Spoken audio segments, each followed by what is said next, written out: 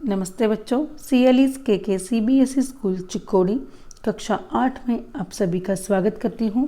बच्चों, आज का हमारा विषय है ध्वनि इस कविता के प्रश्नोत्तर चर्चा। आज यहाँ पर हम क्या करने वाले हैं? ध्वनि कविता के प्रश्नोत्तर के बारे में चर्चा करने वाले। तो पहला प्रश्न ऐसा है, कवि को ऐसा विश्वास क्यों है कि उसका अंत अभी नहीं होगा? कवि क्यों कह रहे हैं कि अभी उसका अंत होने वाला नहीं है? तो देखिए, उत्तर इस प्रकार होगा। कवि को विश्वास है कि अभी उसका अंत नहीं है। उसके अंदर जीवन को जीने के लिए उत्साह, प्रेरणा व ऊर्जा कूट कूट कर भरी है। एक मनुष्य तभी स्वयं का अंत मान लेता है जब वह अपने अंदर उत्साह को कम कर देता है, परंतु कवि के अंदर ये तीनों प्रचुर मात्रा में हैं। तो कैसे वह स्वयं का अंत मान ले? इसीलिए उसका विश्वास है कि वो अभी अंत की ओर जाने वाला नहीं है। तो बच्चों, यहाँ पर देखिए, कवि क्या कहते हैं? कवि को विश्वास है कि अभी उसका अंत होने वाला नहीं है। क्यों? क्योंकि उसके अंदर जीवन जीने की इच्छा अभी भी है, यानी कि जीवन जीने के लिए जो उत्साह, जो प्रेरणा, जो ऊर्जा है, वो उसके अंदर कूट कूट कर भरी है। ठीक है। एक मनुष्य तभी स्वयं का अंत मान लेता है वो जब वो अंदर से उत्साह, उसके अंदर क्या है? उत्साह कम होता है। एक मनुष्य स्वयं का अंत तभी मान लेता है जब उसके अंदर उसका उत्साह कम हुआ है।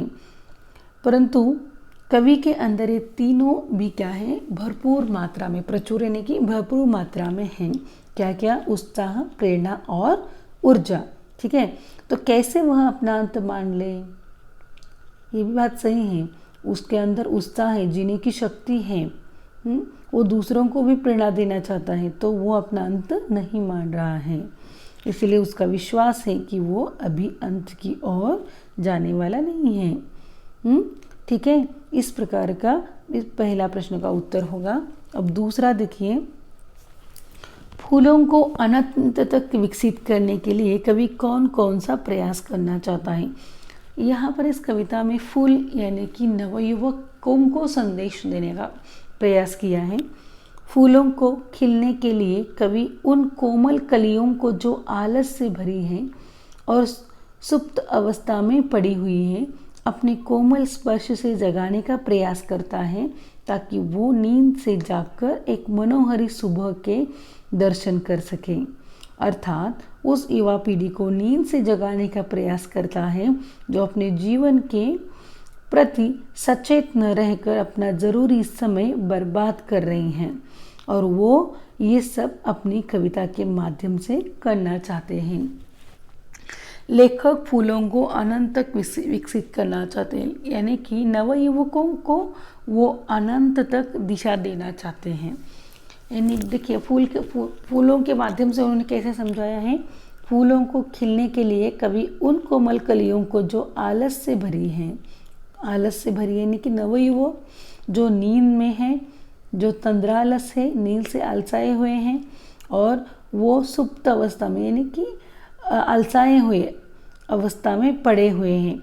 अब ऐसे लोगों के ऊपर, ऐसे अलसाए हुए अवस्था में जो कलियां पड़ी हैं, उनको अपने कोमल स्पर्श से कवि क्या करना चाहते हैं? जगाना चाहते हैं, ताकि वो नींद से उठकर एक सुंदर मनोहर यानी प्रत्यूष मनोहर यानी कि सुंदर मनोहर सुबह प्रातः काल वो देख सकें।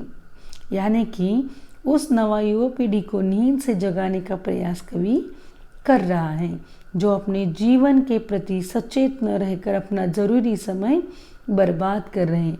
आज के नवयुवकों को सही दिशा है क्या? नहीं, कहीं पर जाते हैं, कुछ भी करते हैं।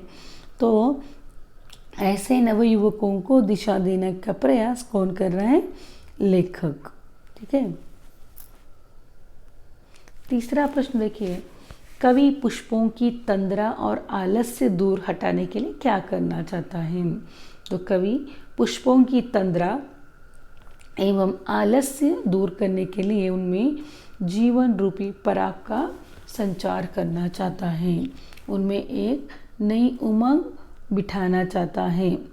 ठीक है बच्चों। अब प्रश्न क्रमांक 2 यानी कि कविता से आगे जो है देखिए, वसंत को ऋतुराज क्यों कहा जाता है? आपसे चर्चा कीजिए, आपस में चर्चा कीजिए। देखिए, वसंत को ऋतुराज क्यों कहा जाता है? जो वसंत ऋतु है सभी ऋतुओं में सर्वश्रेष्ठ माना जाता है। इस ऋतु में ना तो अधिक ठंड पड़ती है ना ही अधिक गर्मी। इस ऋतु में पंच तत्व अपना प्रकोप छोड़कर सुहावने रूप में प्रकट होते हैं। पेड़ों पर नए कोपलें आने लगती हैं, चारों ओर हरियाली छा जाती है, शीतल मंद हवा सबको मोहित कर देता है।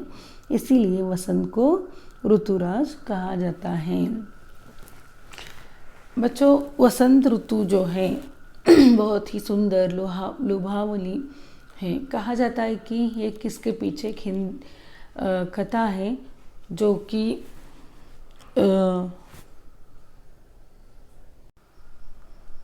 दूसरा प्रश्न इस प्रकार है, वसंत ऋतु के आने वाले त्योहारों के विषय में जानकारी एकत्र कीजिए और किसी एक त्योहार पर निबंध लिखिए। तो देखिए, वसंत ऋतु कुल 2 महीने से कुछ अधिक रहती है। यह आधे फाल्गुन से शुरू होकर चैत बैसाख के कुछ दिनों तक रहती है। अतः इस ऋतु में मस्ती भरी होली रंगों का त्योहार, वसंत पंचमी, देवी सरस्वती की पूजा, खेती में पकी फसल और पीली सरसों का रंग, बैसाखी आदि त्योहार मनाए जाते हैं। ठीक है बच्चों, अब इसमें से किसी एक त्योहार के बारे में आपको लिखना है। इन प्रश्नोत्तर अभ्यास खत्म होने के बाद आपको क्या करना है? किसी एक त्योहार पर निबंध लिखना है। समझ में आ रहा है? वसंत ऋतु कुल 2 महीने से अधिक रहती है। यह आधे फाल्गुन से शुरू होकर चैत बैसाख के कुछ दिनों तक रहती हैं। अतः इस ऋतु में मस्ती भरी होली रंगों का त्योहार होता है। वसंत पंचमी, देवी सरस्वती की पूजा, खेती में पकी फसल और पीली सरसों का रंग, बैसाखी और सबसे महत्वपूर्ण जो त्योहार है होली, रंगों का त्योहार होली, ये भी त्योहार मनाए जाते हैं। तो बच्चों, इसमें से किसी एक त्योहार के बारे में आपको लिखना है। ठीक है। अब तीसरा प्रश्न देखिए, ऋतु परिवर्तन का जीवन पर गहरा प्रभाव पड़ता है। इस कथन की पुष्टि आप किन किन बातों से कर सकते हैं? हमारे जीवन पर ऋतु के परिवर्तन का प्रभाव कितना गहरा पड़ता है और किस प्रकार पड़ता है? इस कथन की पुष्टि हम किस प्रकार से कर सकते हैं? ये सही है। ऋतु परिवर्तन का जीवन पर गहरा प्रभाव पड़ता है। गर्मी के मौसम लोग लू से बचकर रहते हैं, दोपहर में घरों से काम निकलते हैं तथा ज़्यादा से ज़्यादा ठंडी पेय पदार्थों का उपयोग करते हैं। इसके ठीक उलट ठंड के मौसम में हम ठंडी चीज़ों से बचने का प्रयास करते हैं। मौसम के अनुसार ही हमारे क्रियाकलापों में परिवर्तन आते हैं। खान पान एवं स्वास्थ्य पर भी ऋतु गहरा प्रभाव डालती हैं। कुल मिलाकर ये पंक्ति सार्थक सिद्ध होती है। देखिए बच्चों, ऋतु परिवर्तन का हमारे जीवन में गहरा प्रभाव पड़ता है।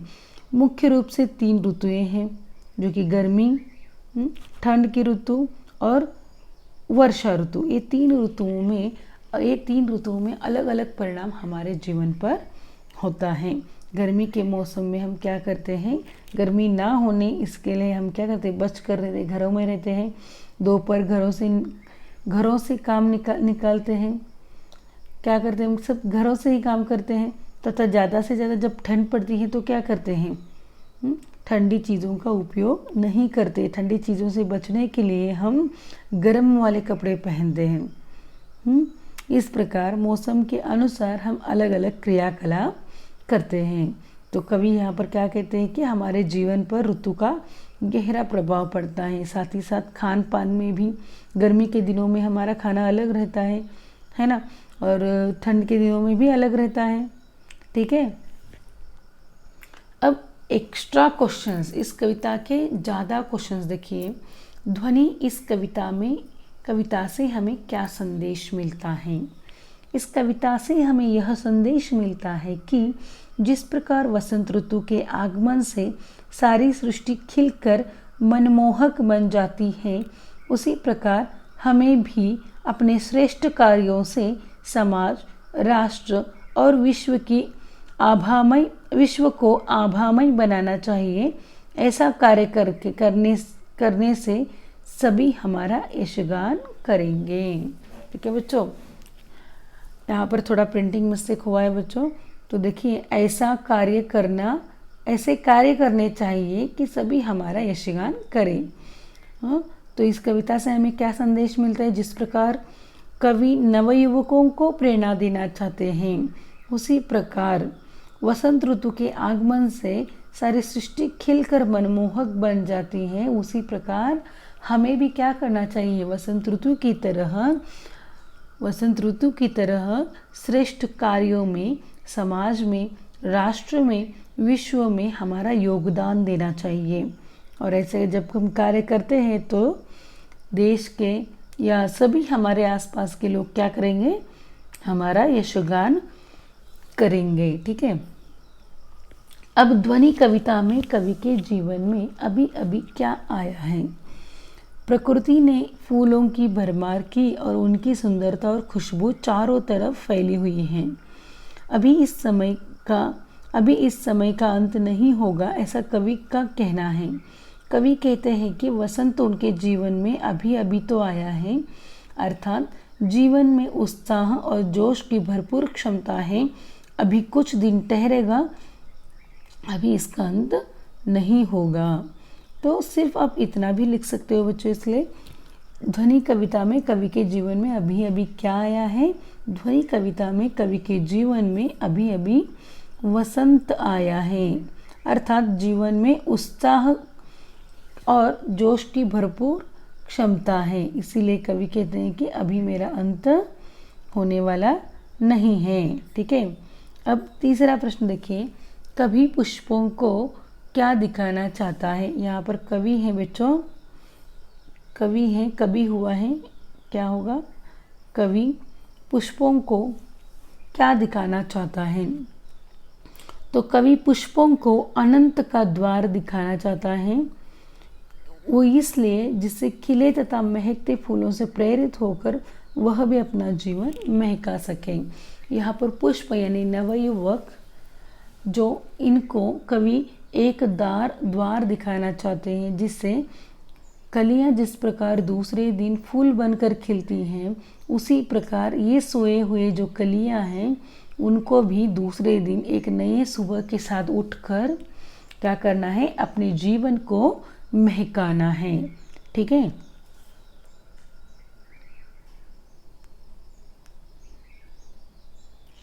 तो बच्चों यहाँ पर हमारे इस प्रश्नोत्तर का भाग खत्म होता है। और यहाँ इसके नीचे जो भी व्याकरण भाग है आपको व्याकरण बुक में लिखना है। ठीक है बच्चों, और वो मैं आपको अगली कक्षा में समझाऊंगी। ठीक है, इसी के साथ ये कक्षा यहीं पर ख़त्म होती है। आप सभी को फेयर बुक में क्या करना है? इस प्रश्नोत्तरों को लिखना है, वो भी सुंदरता से। तो चलिए, धन्यवाद।